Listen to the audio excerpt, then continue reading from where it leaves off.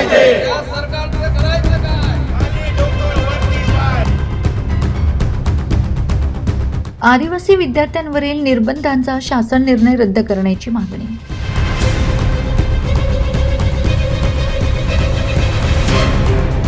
आदिवासी विद्यार्थ्यांच्या शिक्षणाच्या अधिकारासह अभिव्यक्ती स्वातंत्र्यावर निर्बंध आणणारा दिनांक 5 ऑगस्ट 2026 रोजीचा शासन निर्णय तातडीने रद्द करावा या मागणीसाठी नवापूर तालुका आदिवासी उत्सव व समन्वय समितीच्या वतीने तहसीलदार दत्तात्रय जाधव यांच्याकडे निवेदन देण्यात आले.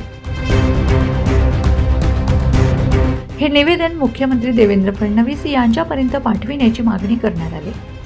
यावेळी सरकार विरोधात जोरदार घोषणाबाजी करण्यात आली.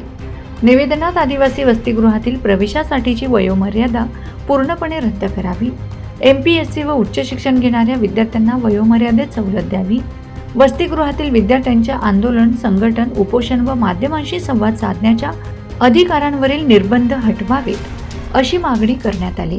तसेच स्थानिक जिल्ह्यातील विद्यार्थ्यांसाठी 70% व इतर जिल्ह्यांसाठी 30% जागांचे प्रमाण बदलावे, पार्ट टाइम नोकरीवरील बंदी हटवावी आणि DBTची रक्कम वेळेवर मिळावी अशीही मागणी करण्यात आली.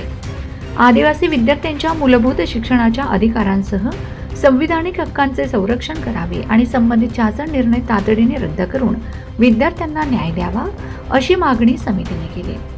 यावेळी समितीचे अध्यक्ष गिरीश गावित, RC गावित, दिलीप गावित, राहुल गावित, विकास गावित, रमेश गावित, संजय मावची, बापू गावित, देवजी मावची, किशन गावित, युसूफ पाडवी, शंकर गावित, विनोद पराडके, अश्विन गावित आदी उपस्थित होते.